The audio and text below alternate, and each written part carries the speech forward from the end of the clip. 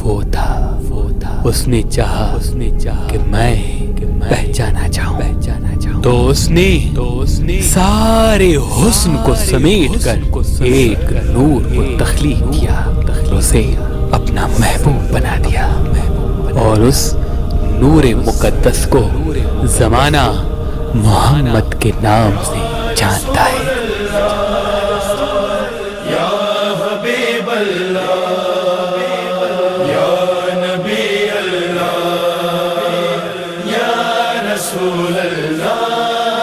پھر اس خالق حقیقی نے چاہا کہ میں اپنے محبوب کی تعریف کرواؤں، میں اپنے محبوب کی پہچان کرواؤں، اس کے اوصاف زمانے میں بکھیر دوں، اس کی خوشبو سے ایک جہان بناؤں۔ تو زمین و آسمان کو خلق کیا گیا، خوشبو کو پیدا کیا گیا، فرشتوں کو تخلیق کیا گیا، کائنات کے ذرے ذرے کو حضرت محمد مصطفیٰ صلی اللہ علیہ وآلہ وسلم کی آمد کے لیے سجایا گیا۔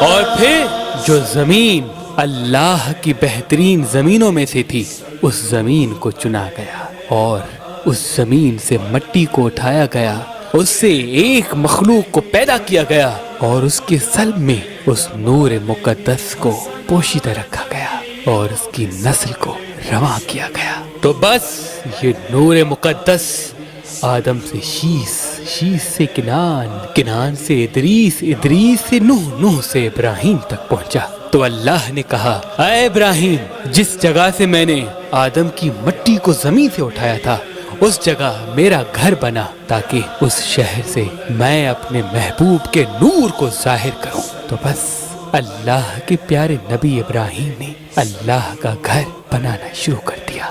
یہ واقعہ تقریباً آدم علیہ السلام کے زمین پہ آنے سے 3435 سال اور طوفان نوح کے 1080 سال بعد پیش آیا۔ اللہ نے اپنے خلیل ابراہیم کو 86 سال کی عمر میں اسماعیل عطا کیا، اور وہ نور ابراہیم سے اسماعیل، اسماعیل سے عدنان، عدنان سے الیاس، الیاس سے عبد المناف، عبد المناف سے ہاشم، ہاشم سے عبد المطلب تک پہنچا، اور عبد المطلب سے حضرت عبداللہ تک پہنچا، اور حضرت عبداللہ کی مبارک پیشانی پہ چمکنے لگا۔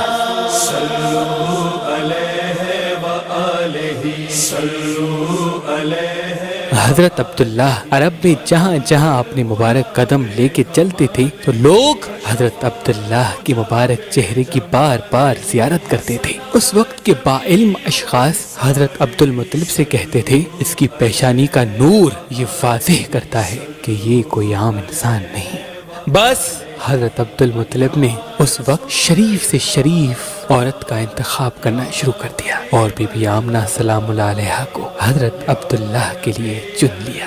اس وقت ابراہا جو شاہ حبشہ نجاشی کی طرف سے یمن کا بادشاہ تھا، اس نے جب یہ دیکھا کہ اہل عرب مکے میں خانہ کعبہ کی طرف جاتے ہیں اور بڑے عقیدت و احترام سے عبادت کیا کرتے ہیں، تو اس نے یمن کے شہر صنعاء میں ایک گرجا گھر بنایا، اور یہ چاہا کہ پورا عرب بھی اس گرجا گھر میں آ کے عبادت کرے، لیکن ایسا ہو نہ سکا۔ تو اس نے چاہا کہ اگر خانہ کعبہ جو مکے میں ہے اگر وہ نیست و نابود ہو جائے تو یہ میرا گرجا گھر پورے عرب کے لیے عبادت کا مرکز بنے گا۔ تو بس اپنی فوج کو لے کے اللہ کے گھر کی طرف بڑھا، اور اللہ کے گھر کو مٹانے کا فیصلہ کر لیا، اور یہاں مکے میں حضرت عبد المطلب کے پاس حضرت عبداللہ کی رحلت کی خبر پہنچتی ہے۔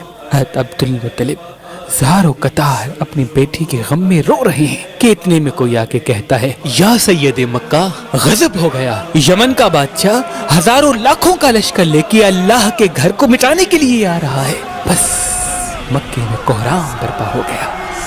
تو ہمارے پیارے نبی حضرت محمد مصطفیٰ صلی اللہ علیہ وآلہ وسلم کے دادا سب کو سنبھالتے ہیں، اور اللہ کے گھر میں جا کے کہتے ہیں، اے اللہ، یہ تیرا گھر ہے۔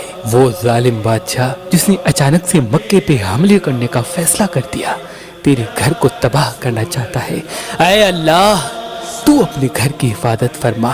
تو بس بعد دعا آپ ابراہ کے پاس جاتے ہیں اور کہتے ہیں اے ظالم، تمہیں پتا ہے تم اپنے ظلم کے ساتھ یہاں کے جو فقراء تھے ان کے کچھ اونٹ اپنے قبضے میں لے کے بیٹھے ہو، وہ واپس کر دو۔ ابراہ نے کہا عبد المطلب تم تو سید مکہ ہو، کیا تمہیں فکر نہیں کہ میں خانہ کعبہ کو مٹا رہا ہوں؟ بس یہ کہنا تھا تو عبد المطلب نے کہا اے ابراہ، کیا تو نہیں جانتا اس گھر کا کوئی رب ہے اور وہ اپنے گھر کو تنہا نہیں چھوڑے گا۔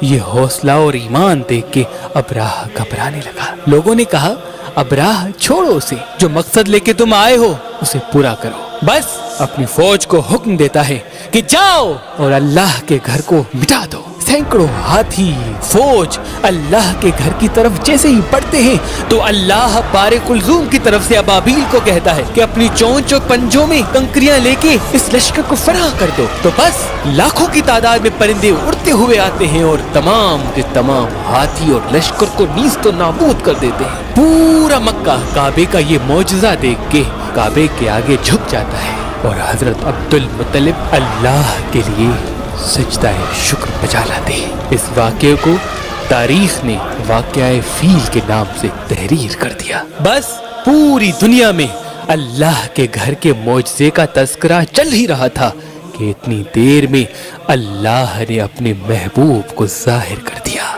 تاریخ نے لکھا کہ جب آپ صلی اللہ علیہ وآلہ وسلم کا ظہور ہوتا ہے تو آسمان پہ کہاتا، نہلل اور فسد کے ستارے اس طرح سے طلوع ہو گئے کہ سارے نجومی سجدے میں چلے گئے۔ اس وقت مصر، افریقہ، روم، کنان میں قحط آیا ہوا تھا۔ اللہ کے کرم سے وہاں رحمت برسنے لگی۔ وادی شام جو ہزاروں سال سے خشک تھی وہاں سے پانی جاری ہو گیا۔ اس وقت جہاں جہاں آگ کی پوجا کی جا رہی تھی وہاں تمام آگ ٹھنڈی ہو گئی اور فارس کی وہ آگ جو ہزاروں سالوں سے جل رہی تھی وہ بجھ گئی۔ دنیا میں جتنے بھی پھولوں کے پودے تھے وہ اچانک سے مہکنے لگے۔ مصر کا سب سے بڑا بت زمین پہ گر گیا۔ کہاب کے سب سے لمبے بت سے خون نکلنے لگا۔ خانہ کعبہ میں جتنے بھی بت تھے وہ زمین پہ گرنے لگے۔ یہ مناظر جب اس وقت کے علماء نے دیکھا تو وہ دنگ رہ گئے اور دل ہی دل میں کہنے لگے کہ شاید وہ پل آ گیا جس کا پچھلی کتابوں میں وعدہ ہو چکا ہے۔ اور حضرت عبد المطلب نے جب یہ منظر دیکھا تو فوراً گھر کی طرف بڑھتے ہیں تو کیا دیکھیں کہ گھر پورا نور سے روشن ہے اور ایک نومولود بچہ اپنے سر کو سجدے میں رکھ کے یہ کہہ رہا ہے لا الہ الا اللہ انا محمد الرسول اللہ۔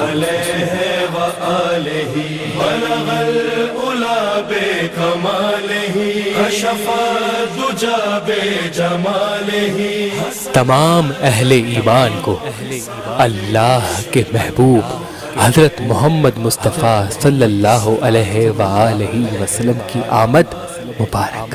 یا رسول اللہ